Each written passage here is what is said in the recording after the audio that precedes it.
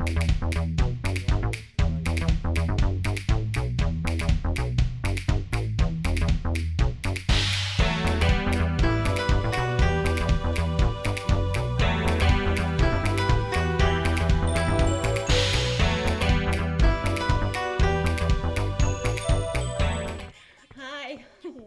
to Salem GASworks, the Guild of Artistic Sorts. We are here today with Dann Browne and the artist formerly known as Brian Donnelly. We are the North Shore's Arts and Entertainment Network. My name is Sara Maurno, and this is my husband, Dan. And as we always say, if you're flipping the dials, don't pass gas, stay a while. This is our visit with visual and musical artists in a clearly no-frills setting. And today our theme is found objects. We've got Dann Browne, who is a found object sculptor, and we've got the you can call me Brian Donnelly with the band, The Found Objects. We're here to talk trash today. We're here to talk trash. And you know, we haven't read any viewer mail in a while, so I thought and it's been backing up here, so I thought we'd start off the show with a letter. And Dan, would you mind reading some viewer mail? Dear Sir/Madam, the Gillette Company thanks you for the opportunity to sponsor Salem GASworks. Oh, this is great. I've been waiting months for this. Gillette must respectfully decline. After watching several episodes of GASworks, we conclude that the men of Salem have either surrendered shaving or simply lack the means to purchase our Mach 3 and Fusion brand razors. We wish the best of luck to you in your artistic endeavors. Best regards, Jimmy and the marketing intern, the Gillette Company. Oh. Well, that's a disappointment. That's not fair. I mean, we've had lots of men on this show. Sticky notes, Pleasing. Well, hold on. We've got, we've had Jeff Savlon and well, we've had Dan McGinn and Chris Dowgan and I use the Mach 3. John Fogle. I use it all the time, except I use it only when it gets a little rough. So if you're looking at me now, I haven't used it in a few days. I don't use it every day because I respect the blade. Not a lot of people respect the blade. Now that I look back on it, about 1 in 4 men on this show has been clean shaven. So I guess the generous folks at Gillette have a point, but They've anyway, got you. Yeah. Oh, hey, there's a sticky note. Would you mind reading that for us, Dan Browne? Jimmy, send these from Salem to off letter. What does that mean? Well, that's not very nice. nice. What does that mean? Apparently, the Gillette marketing manager left something stuck to the letter. Well, that's a disappointment. That's a disappointment. The beard. Don't you know the beard bands are all in right now? Who cares? But anyway, welcome, Brian Donnelly. You were telling us what your name really is. Well, I've named myself since my parents have named me. I mean, they named me that, but my real name is Dr. Nemo Spaceman, Prometheus of Vampires, musician, magician, metaphysician, herald of the mythic monkey bunny, psychonaut, and super clown. And there's a lot to do with that. But that's what you can call me if you're respectful. But if you just want to be some layman and some person I know, then Brian, that's fine. Brian's fine. That's a lot. Can I say the artist formerly known as Brian? I guess so. Brian. One thing I appreciate about the Spaceman Wombat Monkey Whatever Wrench that guy, is, you know what I is didn't really expect you to know that. Yeah. something that I very much appreciate about the man formerly known as Brian is that he's a guy who lives art all day, every day. Brian is a saxophonist. He plays exotic instruments. He was playing one when the camera started rolling. Right. He's a visual artist, and he also hosts the Zigzag Poetry Open Mic these days. Yep. You know, Brian, you're on a desert island. You're allowed just one of your arts. Okay. Which one would it be? Masturbation. That's what I mean. What I mean, like, geez, you give me one. That's what it's gonna be. I'm gonna make myself feel good. I'll do it really. I'm really good at that. You guys aren't ever gonna know, but that's it. Like, So that's another art form. want Oh to yeah. I mean, that's probably the ultimate art form. Is there and then I put that in with every art form I do. Is there an open mic sort of event? No. No, that wouldn't go. All I right. have to sublimate it. I have to sublimate it. After a whatever while, the art mic form I would use. short circuit. But yeah, if that was it. If I was on a desert, that would be it. Okay, Well, there now- you You go. asked me the truth. Now, if we had to ask you, are you the maestro, the band leader of the Found Objects? Or? Okay. I am in this situation, I play the vocal chords a lot of the time. Mhm. So the vocal chords are very tied up to words, and so I use them. And when I use them, I sometimes get carried away, and I say a lot of things that the band might not agree with. But we've got a plan where we don't really limit ourselves in what we do. So if it's going well, we go with it. Yeah. Okay. And we have clues to clue each other in if someone's going a little too far in their own direction and whatnot. So yeah, so I am the vocal point of it, but I do steep in the same tea that the rest of the band does. So. Yeah. The thing that I love about watching you guys is clearly you are very accomplished musicians, but the improv is a really tricky thing, and it's like people who think that they can just get up and paint like, you know, Jackson Pollock or Picasso without knowing the fundamentals. Are idiots because everybody can do that, and that's what we're about. And this is where we're a punk band on the same side. We believe that all music that we've been taught is temporary, and the music that we feel is eternal, and that if you play from your heart, and you really play from your heart, there's an eternal vibe, a union note, and some place that we can all get together. Yeah, and that's what we feel. However, we can all talk politics and be like, yeah, we just, there's only a certain type of crew that can do this kind of thing. So I ask every band, I ask every band who comes on, okay, comes time to pick your name, and, you look flipping through the names, and somebody's already got Aerosmith. How do you come upon the Found Objects? The reason we came upon the Found Objects is a friend of both of ours, Sean Devlin, Sure. who runs the Trash Finders Ball. And the Trash Finders Ball is something that's been happening in Beverly for a few years now. And one of my side projects that I do is working at A&J King as a person that hands out coffee and pastries to people who have the money for that every day. And I do that, and he saw me, and he said, hey, why don't you get together a band for my Trash Finders Ball? And I said, you don't even know what I do, but he's a sensitive situation, And he said that you can make a band that will work with our Trash Finders Ball. And so I started gathering a bunch of people together, and obviously the idea that came into my head was the idea of the found object, because that's what you find in the trash, the found object. It also goes back to Duchamp with his found objects and all these, and my man Dan over here, which we'll be talking about soon, with his found objects works perfectly, and that's why I'm so glad of being on this with him. The idea of finding things and making it art. That's what we do. That's what all artists do. You find something and you make it art. An original idea is rare. You're standing on the shoulders of giants that you don't even know. So, the trash, like what people throw away, if you can do that, you're all set. It's if you can huge. find The art movement's from getting trash. bigger. Yeah, It's it sure getting bigger is. and bigger. Yeah. Now, here's the thing, is I went looking for you on MySpace, and I found the Found Objects, and Dan, I'm having a hard time Brian, I'm having a hard time figuring out which one of these handsome rascals is I don't know those guys. Yeah, so this must be other found objects.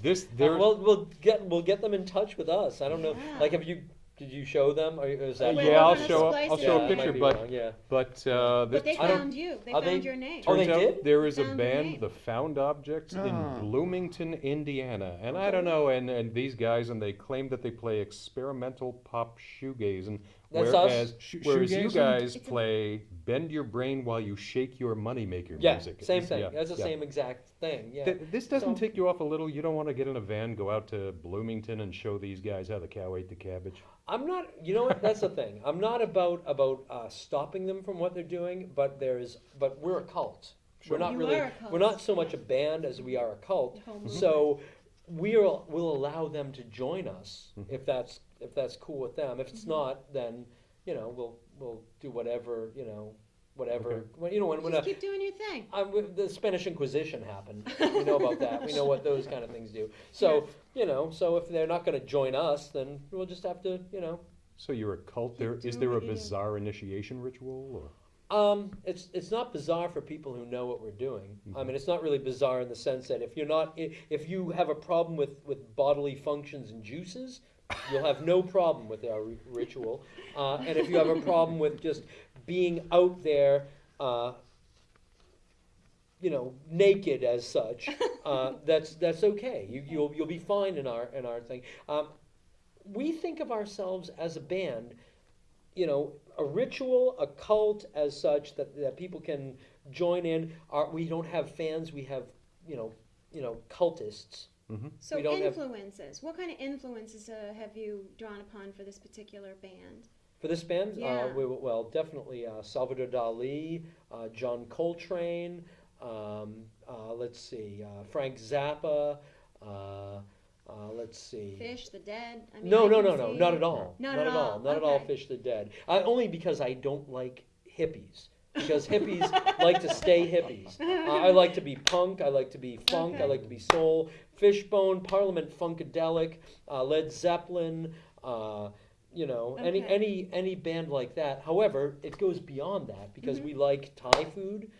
We like to dance. We like to eat peanut butter and jelly sandwiches with Pickles. Yes, but only natural pickles. So All right. If I may, Yeah. before we move on, I wanted to ask you about some of your graphic art. yeah. Yeah, we got to do it quickly because Yeah, they're let's going do to it. play. Let's get it. Brian's a Yeah.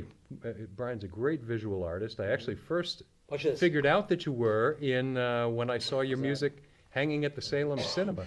Can you tell us about this piece? No, that piece right there. This one on the top. Oh. The one on the top, Jeff Pearlstein designed for us. Oh, okay. And that's, if Oh, you look, very there's all nice. found objects inside the found object. So that's our drummer that you'll be seeing later on. He'll Sure. be playing the drums. This is part of a bigger piece called The Trial of Dr. Jack Kevorkian and Everyone's. And it's a small piece entitled About Jack Kevorkian and the idea of him, and it's all done in pencil, and it has to do with his trial and our soul, pretty Okay. much, which is kind of. How about this one? Did your parents screw up your Christmas when you were a Yeah, kid or no, something? my grandfather did. My grandfather, when I was like 5, said to me, "Santa doesn't exist," and my parents freaked out, and I said, I didn't say anything. I just went along with it, and I didn't disagree.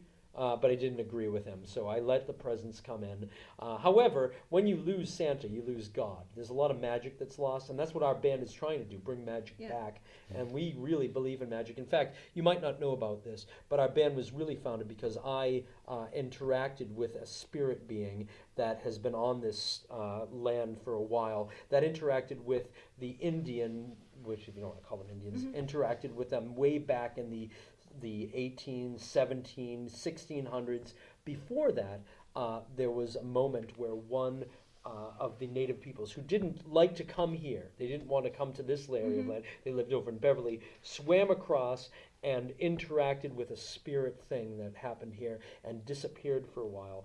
There was a spirit energy that came out, and it's always been, even though it's not real, we're trying to So a decide. shamanistic experience. We're trying to Yeah. decide whether it's an alien or whether it's a spirit. It doesn't really matter, but it's a Mawakal and it's a spirit energy. So And there that's you what we're have it, doing. ladies and gentlemen. That's only This part is of it. I can only talk taste for a while. of what you are Yeah. about to About to hear. experience. This is Yeah. a shamanistic, futuristic, pastoristic. We're just trying to have fun. Yeah, wonderful. That's what it comes down to. We're going to have a quick PSA from the Salem Theater Company, and then we're going to come back with Brian Donnelly and the Found Objects. I love you. And this is where I took Suzanne for bagels that time. They were delicious. Want to see? No thanks. I'm not that hungry. Plus, it's almost dinner time. No, I mean just to see. You just want to show me the bagels? Yes, they look so delicious. They do a very good job here. Let's pop in just to look. Wait, you want me to just look at some bagels? Yes, am I speaking Portuguese? That Come doesn't on. make sense. What, you can't appreciate a good bagel? No one goes somewhere to look at a bagel. Well, not just one, all of the bagels. No, I don't want to look at a bagel. If I want to look at something, I will go to a museum. Some of them have seeds on top. I'm not looking at frickin' bagels. Well, excuse me for trying to let you in on part of my life. Please don't start with that right now. Why aren't you married? Why aren't you dead? Ladies and gentlemen, the Found Objects.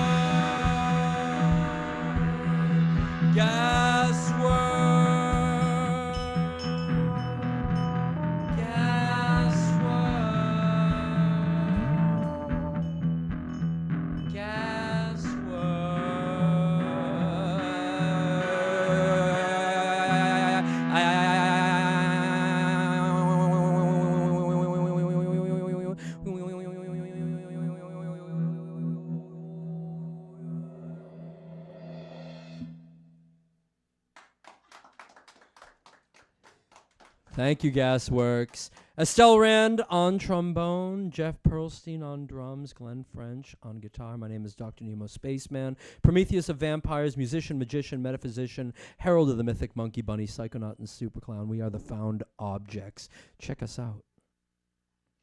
And by the way, that bell was a Dan Browne original. Was it not? Yeah. Well, it definitely is. It has DB on the back, 111. So. Yeah, It's one of his 111. sculptures. Thank you so much.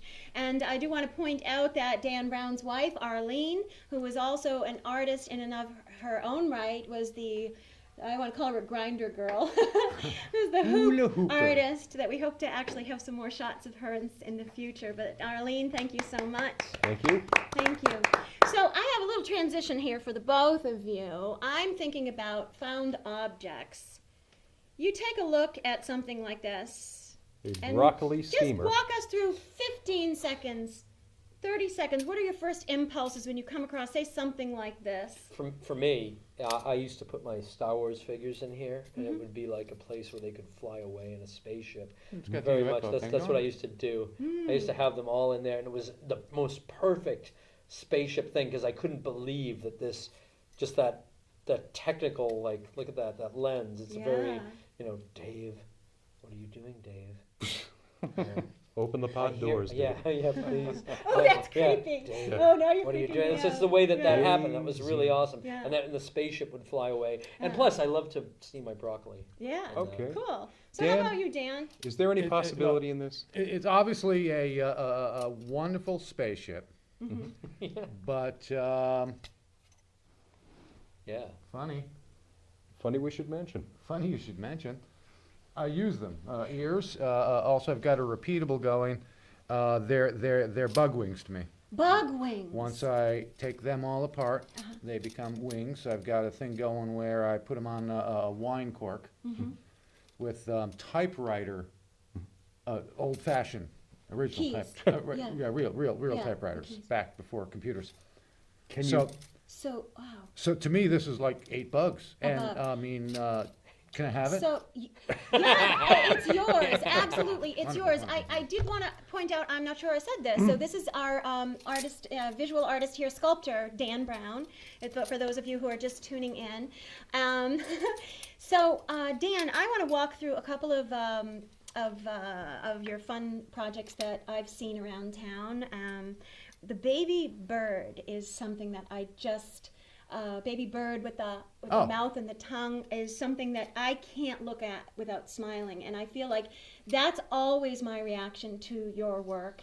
And it's often when I observe people who encounter your work for the first time, it's always a huge smile and a laughter and a look at the discovery of like what you've done with various found objects. So the baby bird, that little piece that you used for the tongue, like where did something like that start? It has the bump. It has the big I glass don't know what the eyes. tongue. I don't really specifically recall what the tongue was. I think it was a cut off an edge of a fork or something in that particular piece. But I mean, I look and say, oh, that looks like a face. That looks like an eye. That looks like a nose. Forks will look like feet to me. Yeah. And I just slaughter from there and go. Okay. It is true. You look at one of his pieces and you wonder. Look at the sculpture, and it's this biological living thing. They actually have they look alive, and then you look and say, what is that piece? What was that? object Yeah. was it? Like I'm looking at the bell here. What was this? Here we have some sort of sharpening grinder type thing. I didn't know that even did that. Oh boy, Had I that would known, have been a that would- whole yeah. new This is, experience. and then obviously a wrench Sure. and a bell. Sure. Oh, that's bad ring. Do you know? We're gonna drive Kevin crazy with the banging on the. Sorry, Kevin. Forgive us, please. Your work kind of reminds me of all the folks, H.R. Geiger, the fellow who designed the Alien, of course, except where his work is, he calls his work biomechanic. His work terrifies, yours, would you say it amuses, mystifies? To me, I feel good when I see your work. I'm pleased that people get a grin out of it. There's some stuff I do that is just plain meant to be silly. Breakfast of Champions, I believe. Breakfast of Champions is a just very plain fun silly. piece. I really think that would make a fun postcard in Salem with the sensibility of. Actually, it has been done. It on has been postcard. perfect. And then I try to get a little more, even though, I mean, how serious can you call me? I mean, that's Yeah. more of a serious piece. This also. I'd like to mention a few pieces. You've got one of the first pieces I saw was Big Bird, Big Bird. which is a very large piece that we'll just splice in some JPEGs here for the audience to be able to take a look at. Big Bird is a larger piece. You take these inanimate, broken pieces, the refuse of society, and you turn them into these living, moving personalities and characters. I mean, they really feel like they're moving, and they're these inanimate objects. I just love to walk the streets and find a piece of junk and say, "Hey, that's fun. Look at that." I mean, just while the band was playing, I stepped outside and found a couple springs that are gonna make wonderful arms. You weren't watching our band play? Yeah. No? Sorry? No. He wasn't watching our band play? Yeah. We, Oh in no, this between. was after. Yeah, Okay. screw You were you warming guys. up. You were warming up. I was like, come So on. We're a entering- couple of other pieces I want to make sure to mention. Plow Angel is a fun one to look at. The way you put things together. The shiny, smooth chrome with the rusted pieces. Again, this one has wings on it.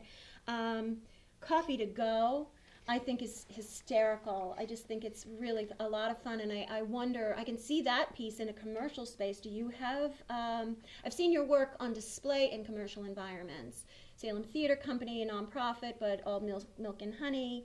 Have you done commercial work? Not really. I've gotten to a couple galleries, mainly the Marblehead Arts Association, our festival every year. Salem Arts Association, I'm big with. Milk and Honey, like you say. I'm pretty much nowhere out of Salem.